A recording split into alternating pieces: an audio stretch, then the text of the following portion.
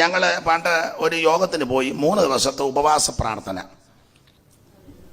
2-3 ദിവസം എനിക്ക് ശുശ്രൂഷ. അപ്പം 3-ാമത്തെ ദിവസമാണ് ഞാൻ ചെന്നത്, പകലും വൈകിട്ടും. ആദ്യത്തെ 1-2 ദിവസം വേറൊരു ദൈവദാസൻ അവിടെ ശുശ്രൂഷിക്കുക, ഒരു പ്രധാനപ്പെട്ട പാസ്റ്ററുടെ വീട്ടിലാണ്. അപ്പോൾ വർഷങ്ങൾക്ക് മുമ്പാണ് ശുശ്രൂഷ ആരംഭിച്ച് ഞാനും ചെന്നു. പകലത്തെ യോഗം കഴിഞ്ഞു. ദൈവദാസന്മാർക്ക് ഭക്ഷണം കൊടുക്കാൻ അകത്ത് ക്രമീകരണം. അപ്പം ഉപവസിക്കാത്തവരും വേറെ ഗസ്റ്റുമൊക്കെ ഉണ്ട്. അപ്പം പകലത്തെ യോഗം കഴിഞ്ഞ് ഞാൻ ഇച്ചിരി താമസിച്ചായിരുന്നു, അതുകൊണ്ട് ഞാൻ പ്രസംഗിച്ചില്ല, വേറൊരാൾ പ്രസംഗിച്ചു. താമസിച്ചു എന്നുകൊണ്ട് ഞാൻ പറഞ്ഞു അദ്ദേഹം ശുശ്രൂഷിക്കട്ടെ, വൈകിട്ട് യോഗം ഉണ്ടല്ലോ, അന്നേരം ഞാൻ പറയാം. ഇതിന് ശേഷം മധ്യസ്ഥ പ്രാർത്ഥനയുണ്ട്, അന്നേരം ആലോചനയും തൂതുമൊക്കെ ആയിട്ട് ഇരിക്കുക. അപ്പോൾ രാവിലത്തെ സെഷൻ കഴിഞ്ഞ് ഭക്ഷണത്തിന് അടുക്കളയിൽ ക്രമീകരണം നടത്തുന്നത്. ഡൈനിങ് ടേബിൾ വലുതാണ്. ആ ഡൈനിങ് ടേബിളിൻ്റെ ആ സൈഡിലൊരു വാതിൽ അടുക്കള. അപ്പോൾ ഞാൻ 1-2 പേരോട് സംസാരിച്ച് കഴിഞ്ഞ് ചെന്നപ്പോൾ എനിക്ക് ആ അടുക്കളയുടെ ഭാഗത്തുള്ള കസേരയാണ് കിട്ടിയത്, ഡൈനിങ് ടേബിളിൻ്റെ തന്നെ.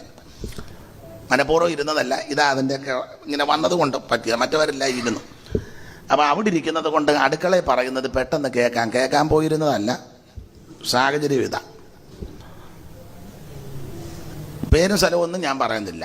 അപ്പോൾ ഈ പാസ്റ്ററുടെ ഭാര്യ വലിയ ഗേമിയാണ്. അവർ പാസ്റ്ററോട് പറയുന്നു, അടുക്കളയിൽ പറയുന്നത് എനിക്ക് കേൾക്കാം, പതുക്കെയാ പറയുന്നെങ്കിൽ അവിടെ ഇരിക്കുന്നതുകൊണ്ട് കേൾക്കാം, എന്നെ ദൈവം കൊണ്ടിരുത്തിയതാണ്. അവർ പറഞ്ഞു ഇവനെല്ലാം വെച്ച് വിളമ്പാനൊന്നും എന്നെ കൊണ്ട് പിന്നെ അതിൻ്റെ ദീനമാനും. ഇവർ പറയുന്നത് അടക്കി പറയുക, ഇതിനെ പാസ്റ്റർ പതക്കെ പറക്കേക്കും എന്നോട് പറഞ്ഞിട്ടുണ്ട്. ഞാൻ കേട്ടു. പെട്ടെന്ന് വാക്യം എൻ്റെ അകത്ത് വന്നു, കണ്ണുകടിയുള്ളവൻ്റെ അപ്പം തിന്നരുതെന്ന്. പക്ഷെ ഞാൻ ആ സന്ദർഭത്തിൽ അവിടെ നിന്ന് എഴുന്നേറ്റാൽ അന്തരീക്ഷം പോകും.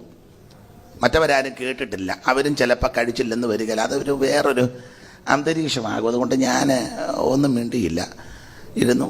ഒരു ഇടർച്ച വരുത്തണ്ട എന്ന് കരുതി അല്പം ഭക്ഷണം മേടിച്ച് കഴിച്ചു. ഞാനിത് കേട്ടെന്ന് അവരറിഞ്ഞുമില്ല, കേട്ടതായിട്ട് ഞാൻ സംസാരത്തിലോ മുഖഭാവത്തിലൊന്നും വരുത്തിയില്ല.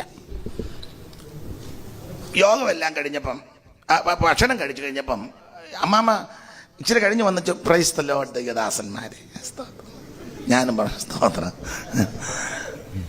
നമ്മളെപ്പോലെ അഭിനയിക്കാൻ മിടുക്കർ വേറെ ആരും, ഈ മമ്മൂട്ടിയും മോഹൻലാലും ഒന്നും നമ്മുടെ വെട്ടത്ത് വരികയല്ല.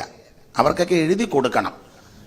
എന്തുവാ അതിന് പറയുന്നേ, ഡയലോഗൊക്കെ കൊടുത്തെങ്കിൽ അതവർ പഠിച്ചു. നമുക്ക് ഒന്നും എഴുതി തരണ്ട, അന്നേരം ഇനി വരുവാ.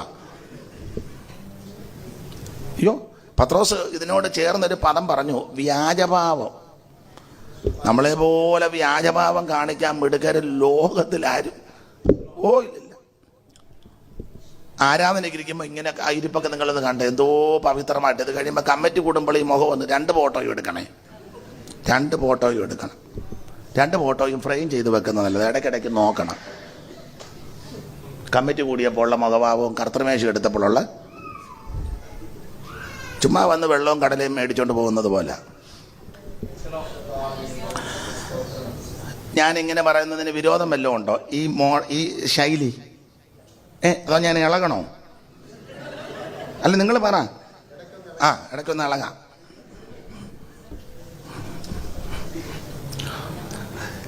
അപ്പൊ ശ്രദ്ധിക്കുക, ഈ സ്ത്രീയെ ഇത് പറഞ്ഞു, ഞാനിത് കേട്ടു, ഒന്നും മിണ്ടിയില്ല.